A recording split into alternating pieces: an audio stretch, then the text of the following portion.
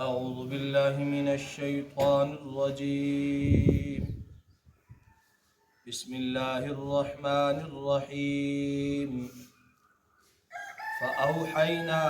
إليه أن اصنع الفلك بأعيننا ووحينا، اور ہم نے وحی کی نوح علیہ السلام کی طرف ان اصنع الفلک، کہ بنا تو ایک کشتی، بِأَعْيُنِنَا وَوَحْيِنَا، ہماری آنکھوں کے سامنے اور ہمارے حکم سے، فَإِذَا جَاءَ أَمْرُنَا وَفَارَ التَّنُّورُ، اور جب ہمارے عذاب کا امر آ پہنچے گا، وَفَارَ التَّنُّورُ، تو تنور سے پانی ابلنا شروع ہو جائے گا، فَاسْلُكْ فِيهَا مِنْ كُلِّ زَوْجَيْنِ اثْنَيْنِ، اور پھر سوار کر لینا ہر چیز کے جوڑے جوڑے،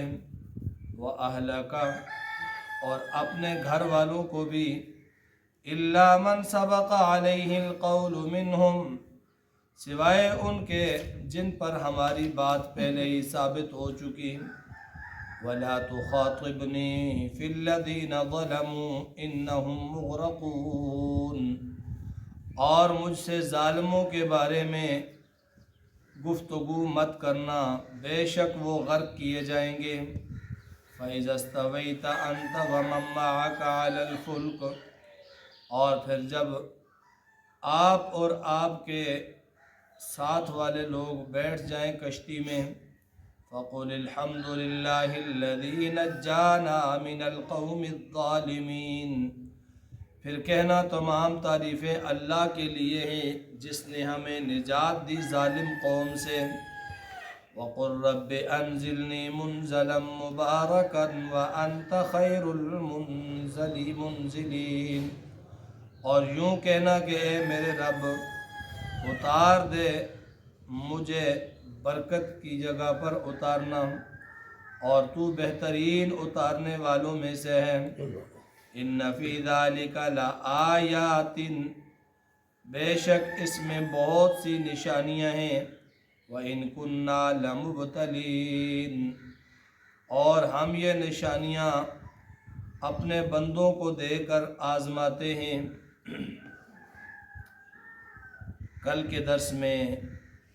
حضرت نوح علیہ السلام کی تبلیغ کا ذکر تھا، اور پھر ان لوگوں کی ضد اور ہٹ درمی کا بیان ہوا جن کی طرف اللہ نے نوح علیہ السلام کو نبی بنا کر بھیجا۔ ایک لمبا عرصہ نوح علیہ السلام نے اپنی قوم کو تبلیغ کی، اور یہ جو تبلیغ کی عمر ہے اس کے متعلق لکھا گیا ہے کہ 950 سال تک حضرت نوح علیہ السلام نے اپنی قوم کو اللہ کی طرف بلایا۔ ضدی اور ہٹ درم قوم تھی، شرک ان کے خون میں سرایت کر چکا تھا، اور ان 950 سال میں حضرت نوح علیہ السلام پر ایمان لانے والوں کی تعداد صرف 80 یا 81 تھے۔ اور جب نوح علیہ السلام کی بات کو ان لوگوں نے نہیں مانا، تو نوح علیہ السلام نے ایک دعا مانگی اور ایک بد دعا ان کے لیے کی۔ دعا یہ کی، قال رب انصرنی بما کذبون، یا اللہ یہ جو لوگ مجھے جھٹلاتے ہیں ان کے خلاف تو میری مدد فرما۔ اور بد دعا نوح علیہ السلام نے کی جو سورہ نوح کے اندر 29ویں پارے میں موجود ہے، قال رب انی دعوت قومی لیلا ونہارا، کہنے لگے نوح علیہ السلام، اے میرے رب میں نے اپنی قوم کو دین کی طرف بلایا، رات میں بھی اور دن میں بھی، فلم یزدہم دعائی الا فرارا، میری دعوت سے یہ لوگ اور ہی زیادہ سرکشی میں اور بغاوت میں چلتے رہے، اور جب بھی میں نے انہیں پکارا، تیری طرف بلایا، تو یہ لوگ اور ہی بدکتے چلے گئے، اور پھر نوح علیہ السلام نے کہا کہ یا اللہ اس زمین پر رب لا تذر علی الارض من الکافرین دیارا، اے میرے رب اس زمین پر کافروں کا ایک گھر بھی نہ چھوڑنا، لا تذر علی الارض من الکافرین دیارا انک ان تذرہم یضلوا عبادک، اگر تو نے انہیں چھوڑ دیا ہے اللہ تو یہ تیرے بندوں کو گمراہ کرتے رہیں گے۔ تو نوح علیہ السلام کی یہ دعائیں قبول ہوئیں، تو نوح علیہ السلام کو اللہ نے وحی بھیجی، حکم دیا کہ اے نوح ایسے کر کہ انصنع الفلک بأعیننا ووحینا، کشتی بنانی شروع کر دے، کشتی بنا کر ہمارے سامنے بنا اور ہمارے حکم سے بنا۔ تو نوح علیہ السلام کو کشتی بنانے کا پورا طریقہ براہ راست اللہ نے سکھایا، کیسے درخت کو کاٹا جائے، کیسے اس کے تختے بنائے جائیں، کیسے اس کو جوڑا جائے۔ بِأَعْيُنِنَا وَوَحْيِنَا، بِأَعْيُنِنَا ہماری آنکھوں کے سامنے، ہماری نگرانی میں، وَوَحْيِنَا اور ہمارے حکم سے، وحی کا معنی چونکہ حکم بھی ہوتا ہے، تو ہمارے سامنے یہ کشتی بنا۔ تو گویا اللہ نے حضرت نوح علیہ السلام کو کشتی بنانے کا وہ سارا طریقہ سمجھایا اور سکھایا، اور نوح علیہ السلام نے کشتی بنانی شروع کر دی۔ قوم والوں نے مذاق شروع کر دیا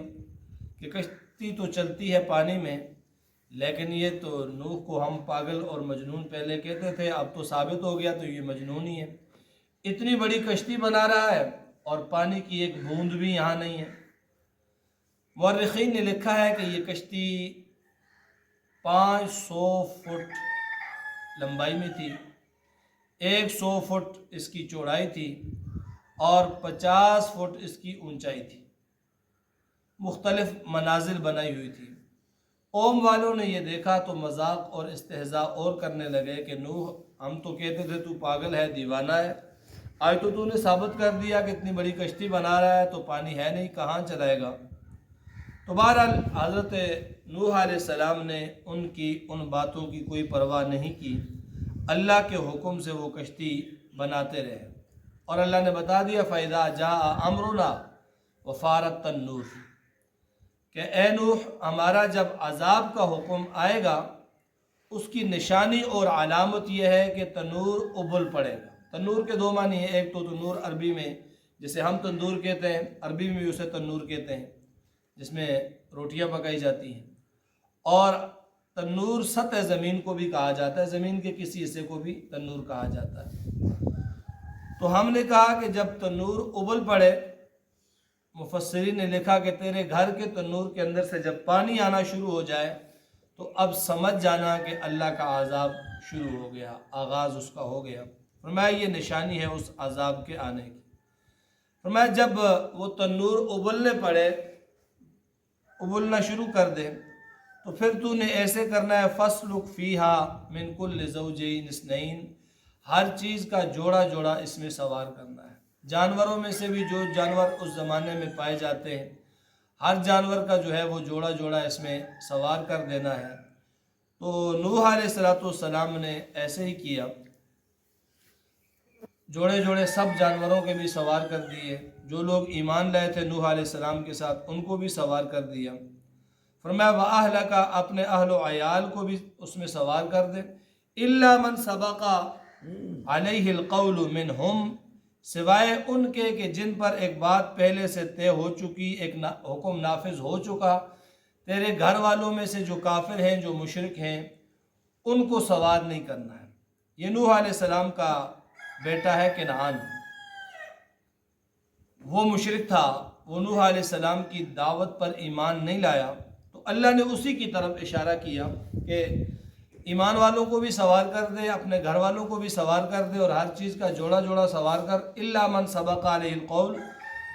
مِنْهُمْ، ان میں سے جس پر ہمارے عذاب کا حکم نافذ ہو چکا اسے سوار نہیں کرنا۔ اور فرمایا وَلَا تُخَاطِبْنِي فِي الَّذِينَ ظَلَمُوا، اے نوح جن لوگوں نے ظلم کیا، کفر کیا، سب سے بڑا ظلم شرک ہے، جنہوں نے شرک کیا ان کے بارے میں مجھ سے گفتگو نہ کرنا۔ سفارش نہ کرنا، میرے سامنے بات نہ رکھنا، میں نے ان کو ہلاک کرنا ہے۔ انہم مغرقون، وہ سب کے سب غرق ہوں گے، ہلاک ہوں گے۔ حضرت نوح علیہ السلام نے کشتی کے اندر سب کو سوار کیا،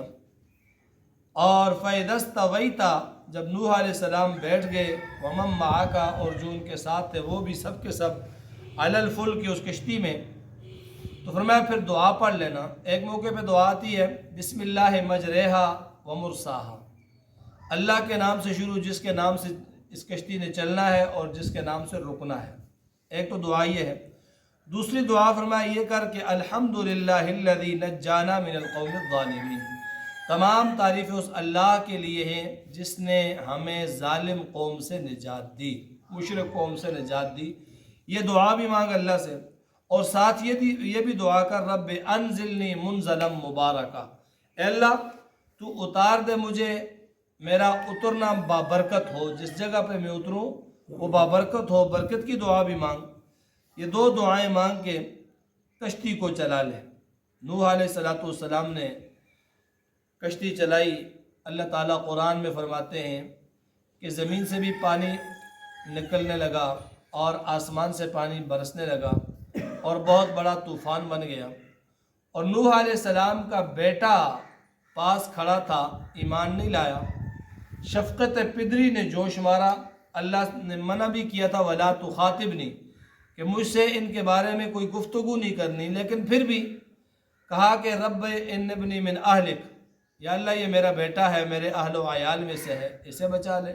بلکہ اس سے پہلے نوح علیہ السلام نے بیٹے سے کہا یا بنی ارکب معنا، اے بیٹے ہمارے ساتھ سوار ہو جا، پیچھے رہنے والوں کے ساتھ نہ ہو۔ تو انہوں نے کہا، بیٹے نے کہا جی میں نہیں سوار ہوتا۔ کہا اللہ کا عذاب آ گیا ہے، تو ڈوب جائے گا، غرق ہو جائے گا۔ اس نے کہا سآوی الی جبل یعصمنی من الماء، پہاڑ پر چڑھ جاؤں گا، پہاڑ تک تو پانی نہیں پہنچے گا، وہ مجھے پہاڑ بچا دے گا۔ تو فرمایا کہ تجھ سے بچانے والا کوئی نہیں۔ تو اللہ سے نوح علیہ السلام نے یہ دعا کی، یا اللہ یہ میرا بیٹا ہے، بچا لے اس کو۔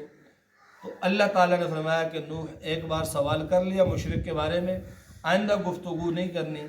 اگر کوئی گفتگو مشرک بیٹے کے متعلق مجھ سے کی تو یاد رکھنا میں تیرے بھی عمل ضائع کر دوں گا۔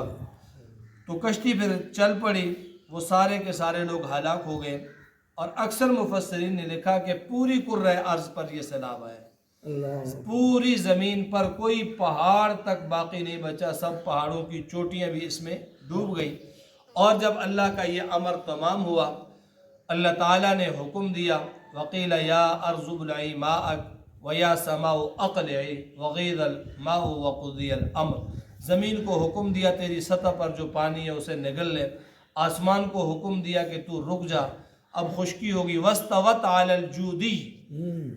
نوح علیہ السلام کی کشتی جودی پہاڑ پر جا کر لگی، اور اس کے بعد سے پھر دوبارہ نسل انسانی کا آغاز ہوا۔ اسی وجہ سے نوح علیہ السلام کو آدم ثانی بھی کہا جاتا ہے۔